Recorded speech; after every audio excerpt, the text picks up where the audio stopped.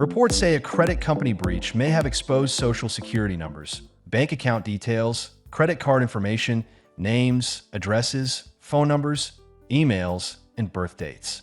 And the reason this matters is simple. If that information is misused, someone could try to open accounts in your name, target your bank account, or call you with a scam that sounds more believable because they already know pieces of your information. This is also the kind of situation where different protections can overlap, and that can confuse people. A credit freeze can help block new credit accounts, but it does not protect your existing bank account. A fraud alert can tell lenders to verify your identity, but it is not the same as locking your credit file. And watching your bank account can help you catch suspicious activity, but it does not stop someone from trying to use your social security number somewhere else. So, here's what reportedly happened. The company involved is the Credit Pros, a credit repair and credit education company that markets services for people trying to understand, monitor, build, or repair their credit. According to legal and cybersecurity reports, a threat actor called Icarus claimed around June 16, 2026, that it had accessed the company's Salesforce environment.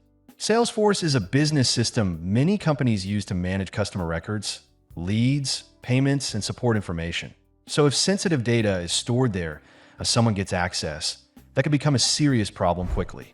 Now, the largest number being discussed is 847,990 lines in a file that reportedly included contact information, social security number fields, addresses, birth dates, and bank account details. Another reported file may have included credit and debit card information, expiration dates, CVV fields, IP addresses, and transaction information. But there is an important caution here. A file with 847,990 lines does not automatically mean that many unique people. There can be duplicates, old records, test entries, incomplete rows, or multiple lines tied to the same person. But even with that caution, the type of information reportedly involved is the part that makes this stand out. An email address alone can lead to spam. A password leak can be serious if someone reused the same password somewhere else. But a social security number, date of birth, home address, phone number, bank account information, and payment card data altogether, that is much closer to a full identity theft toolkit. And this hits a little differently because of the kind of company involved. People usually do not go to a credit repair company because everything in their financial life is calm and easy. They may be dealing with collections, late payments, medical bills, identity theft, divorce, job loss, or confusion about what is actually on their credit reports. So if you trusted a company with that information because you were trying to fix your credit and then the company is tied to a breach allegation, that can feel very personal. This is also why the advice cannot just be keep an eye on things. Watching is useful, but watching usually tells you after something may have happened. A credit freeze is different because it can block most new creditors from accessing your credit report, which makes it harder for someone to open a new credit card, loan, or financing account in your name. It is free, it does not hurt your credit score, and you can temporarily lift it when you need to apply for credit. A simple way to think about it is this. If your social security number may have been exposed, you cannot really change it the way you can cancel a credit card. It is more like finding out a copy of your house key might be floating around. You may never have a problem, but you still would not just leave the front door alone and hope for the best. So the first practical step is to freeze your credit with all three major credit bureaus, Equifax, Experian, and TransUnion. You have to do each one separately because freezing one bureau does not automatically freeze the other two. If you are retired, on a fixed income, or not planning to open new credit soon, keeping your reports frozen by default can be a reasonable habit. Then, when you need to apply for something, you can lift the freeze temporarily. Now, a fraud alert is another tool, but it is not the same thing. A fraud alert tells businesses to take extra steps before opening credit in your name. A freeze is stronger because it restricts access to the report unless you lift it. For someone whose social security number and bank details may be exposed, a freeze is often the more protective option. After that, check your credit reports carefully. The official site for free reports is annualcreditreport.com, and you can review reports from Equifax, Experian, and TransUnion.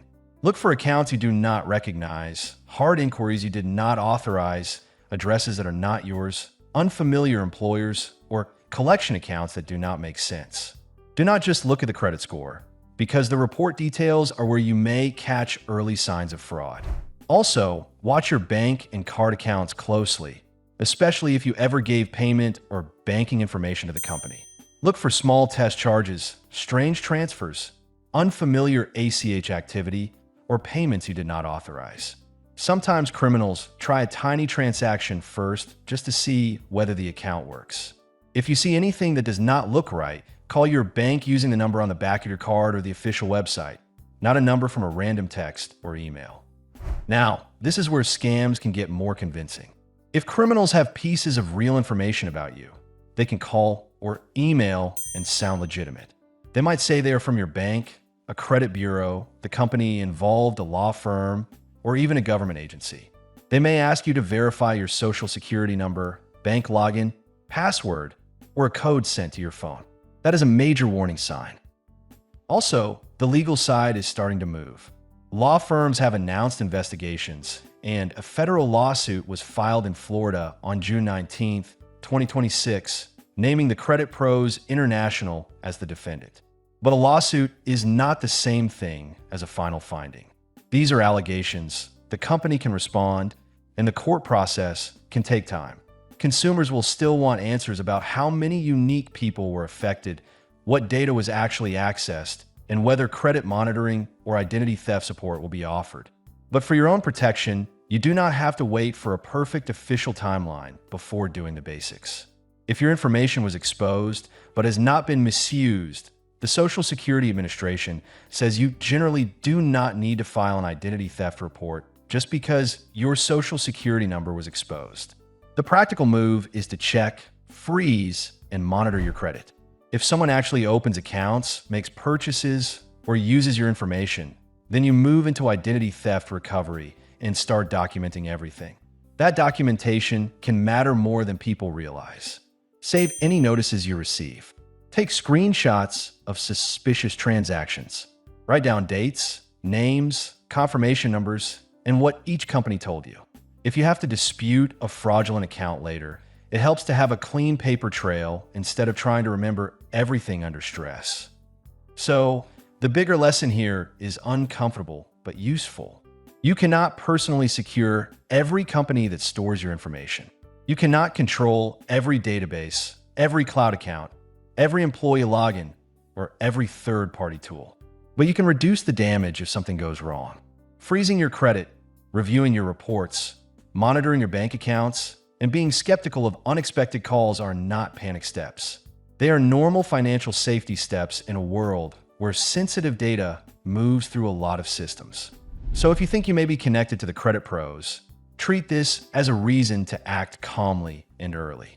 Do not assume the worst, but do not wait for fraudsters to make the first move either. A breach allegation involving social security numbers and bank accounts is not something to brush off. The safest response is preparation. Lock down what you can, watch the accounts that matter, and make it harder for anyone else to use your information before they even try.